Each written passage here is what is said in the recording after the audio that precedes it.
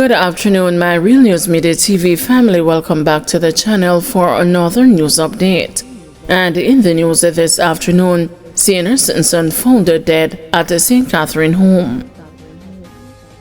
The Lindsay police in St. Catherine are investigating the death of a senior citizen whose body was found in bed at his home on Sunday morning.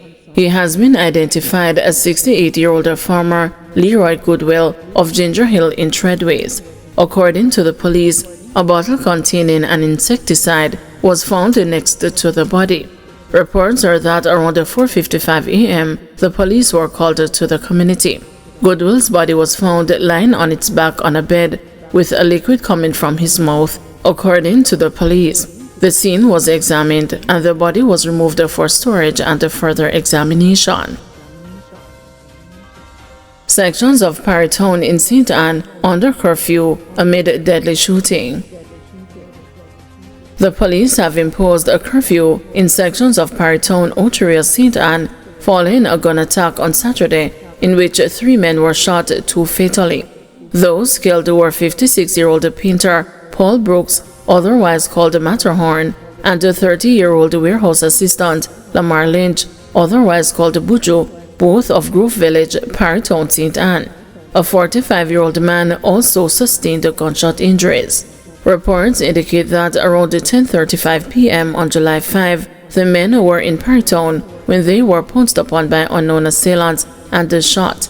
They were assisted to hospital, where Brooks and Lynch were pronounced dead. The security measure began at 6 p.m. on Sunday, July 6, and will remain in effect until 6 p.m. on Tuesday, July 8. The boundaries of the curfew are as follows: north along an imaginary line that runs from the entrance of Paritown to a section of the Gaza district, east along an imaginary line that runs through the Gaza district to a road cordon, south along an imaginary line that runs from the end point of the road cordon to a section above Kellington, west along an imaginary line that runs from Kellington leading onto Paritown to the entrance of Paritown and the road cordon.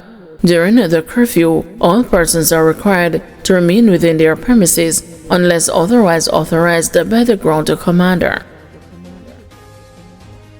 Remittance dilemma looms.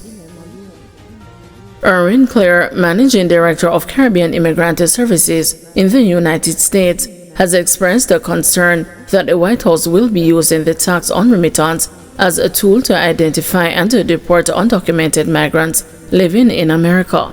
Effective December 31 this year, Jamaicans in the U.S. sending money to their relatives back home will be required to pay a 1% excise tax on such transactions. The tax is set out in the One Big Beautiful Bill passed by the U.S. Congress and signed by President Donald Trump on Friday. There are concerns that this could lead to some migrants sending home less money or sending money less frequently to the island.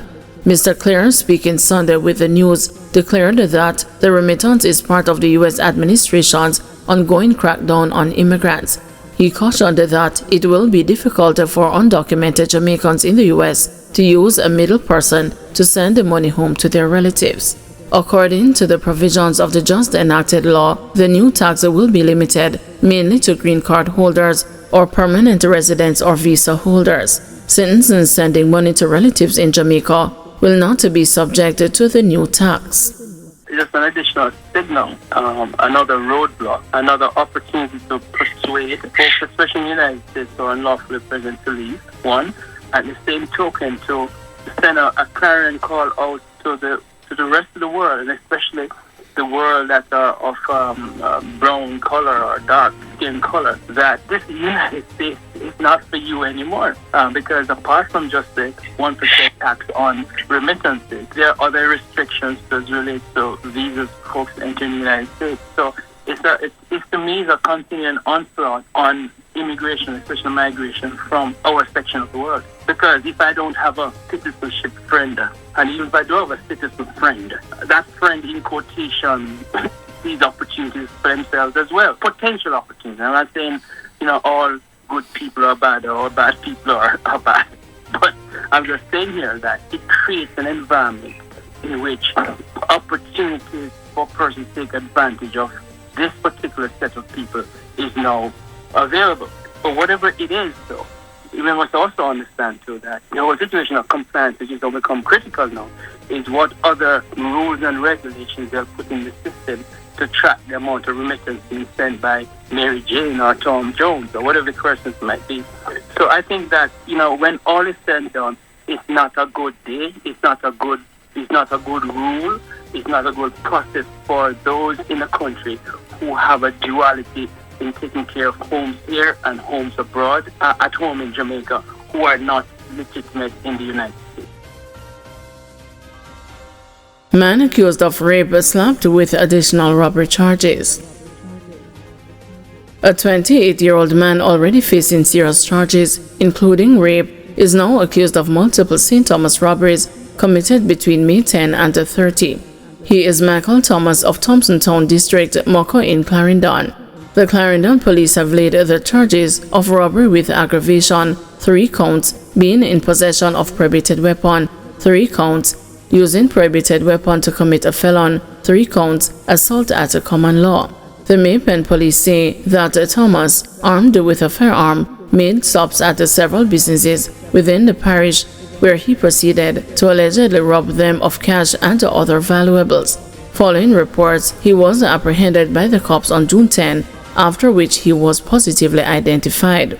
Thomas was previously charged with rape, robbery with aggravation, and the possession of a prohibited weapon in relation to previous incidents. He is set to appear before the Maypen Parish Court on Monday. Too much focus on exams, veteran educator demands a broader assessment methods. After nearly 5 decades in the classroom, shaping young minds, Dr. Owen Scott is urging a radical transformation in how Jamaican students are assessed. The seasoned educator, who has taught across all tiers of the education system, believes the nation's heavy reliance on examinations, especially at the primary level, is doing more harm than good. I think we should remove the concept of examination altogether, Scott told the news. Assess the child based on every subject at the end of grade 6 and then place them. It might be tough for some parents to accept, but it would help far more students in the long run, he said. The 67-year-old was recently recognized for his nearly half-century of service with a prestigious Golden Torch Award from the Jamaica Teachers Association at a ceremony held at the Jamaica Pegasus Hotel in New Kingston on Friday. Now a lecturer at a Northern Caribbean University, Scott is also calling for a shift in how subjects are valued in the school system. He believes all disciplines should carry equal weight and be delivered in ways that connect with the students' interests and abilities. What we need to do is to see every subject as important. Every child wants to learn. We just need to find where their strengths lie, he said. Some students will learn through the arts, not necessarily through reading and maths and English language, he added. When they dance, when they paint, when they do drama, when they bake a cake, that's where the literacy is going to come. Scott argues that by allowing children to pursue the areas that they love, whether it's the art, sciences, or practical skills, they will become more willing and motivated to engage with other academic areas. The thing is, if a child sees that I need to do this maths in order to keep doing my baking or my art, guess what? They learn the maths, he argued. But we keep drilling so much for exams that the real strengths of some children gets left by the way. Guys, thank you for watching. See you this evening at 6 p.m. for another news update.